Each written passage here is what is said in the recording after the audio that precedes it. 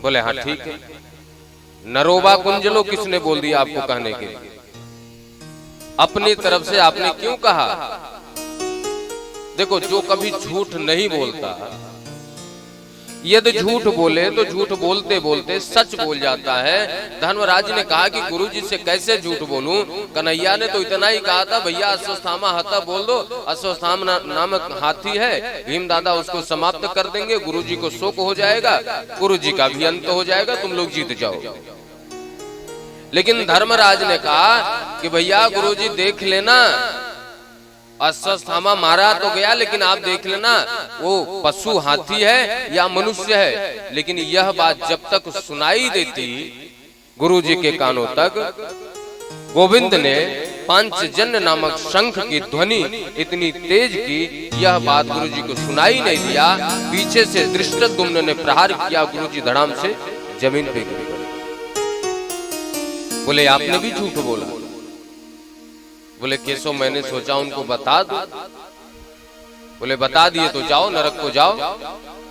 अर्थात शास्त्र में यदि हम अपनी बुद्धि लगाते हैं, है ना, किसी पुराण में, किसी शास्त्र में, किसी उपनिषद में नहीं लिखा गया कि कोई देवता बलि मांगता। हम लोग क्या करते हैं? काली माता को बकरा चढ़ाते, अन्य पशुओं को भी काटते हैं।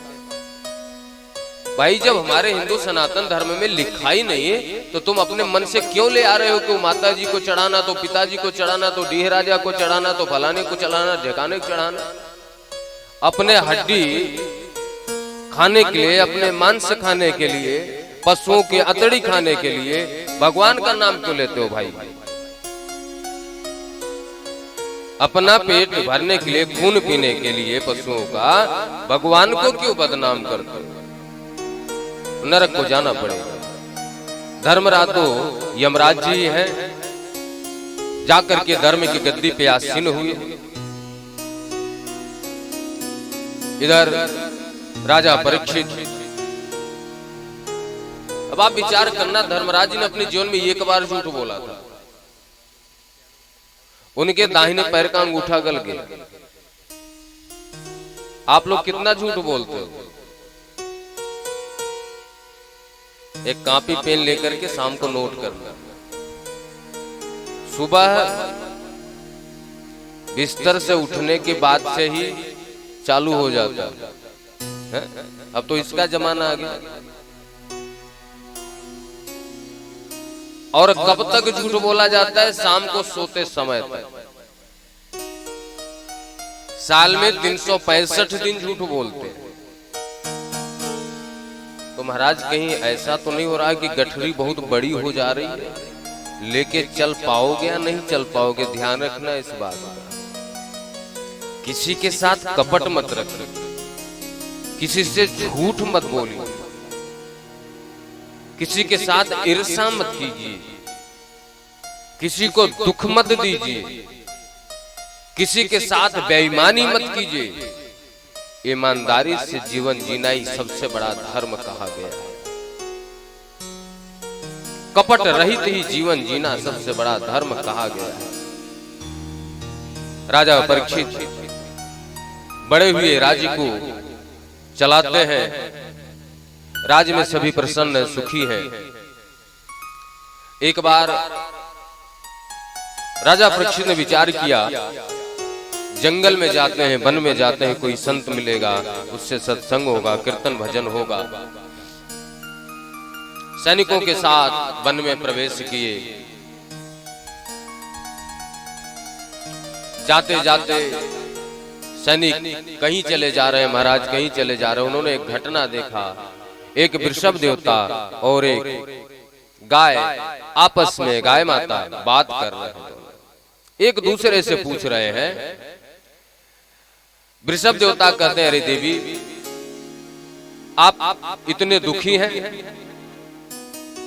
आपका मुख मलिन है, शरीर जीर्ण है, आपको दुख किसने दिया? जो वृषभ देवता उनके 3 पैर कटे हुए, एक पैर पे खड़े हैं। गो माता पूछती हैं, अरे प्रभु चलो, मेरा तो शरीर जीर्ण है, आपके तो 3 पैर कटे हुए, आपके पैर किसने काट दिए? धर्म के 4 चरण होते हैं। वृषभ देवता धर्म के रूप है। और कलयुग में धर्म के 3 पैर कट चुके हैं, एक पैर पे धर्म चल रहा है। थोड़ा बहुत जो भजन कीर्तन चल रहा है, सत्य, तप, पवित्रता, दया और सत्य, ये धर्म के 4 चरण हैं। कलयुग में कोई तपस्या नहीं करता, दया नाम की चीज नहीं है किसी के अंदर।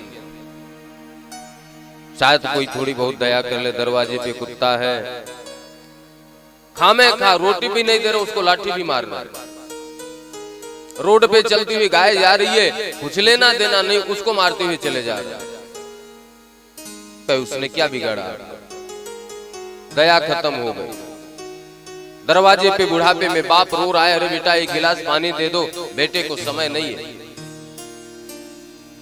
माँ परेशान है, बुजुर्ग है, चारपाई भी पड़ी है, अरे बेटा थोड़ा पानी दे दो।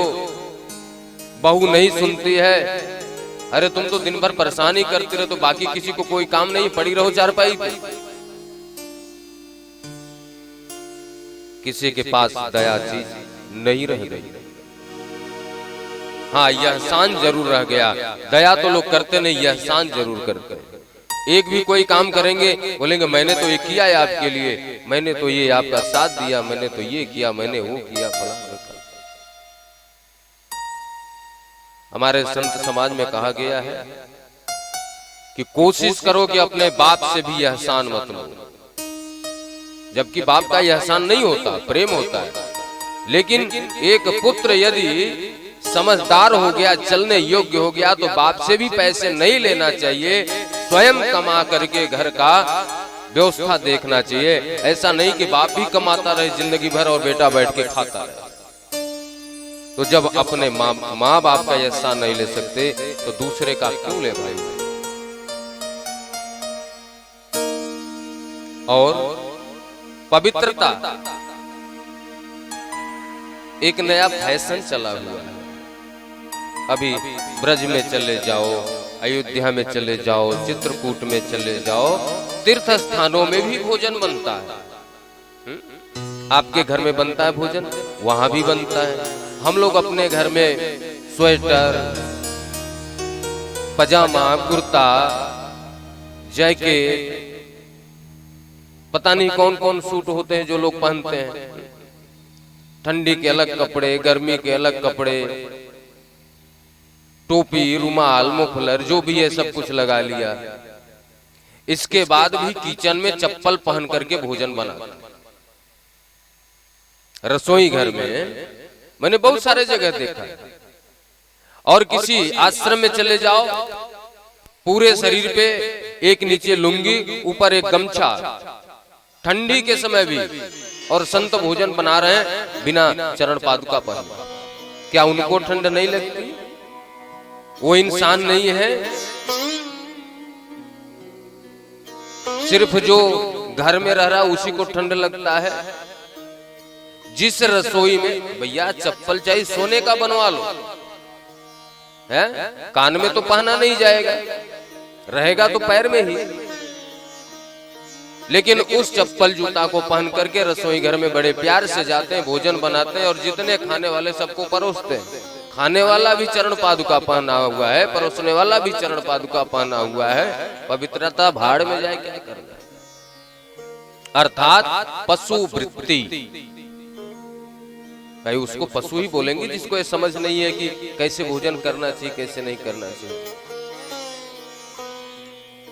पवित्रता चली गई। पूजा पाठ ध्यान करना है, उसमें भी कोई पवित्रता नहीं, जैसे मना है वैसी कर लिया।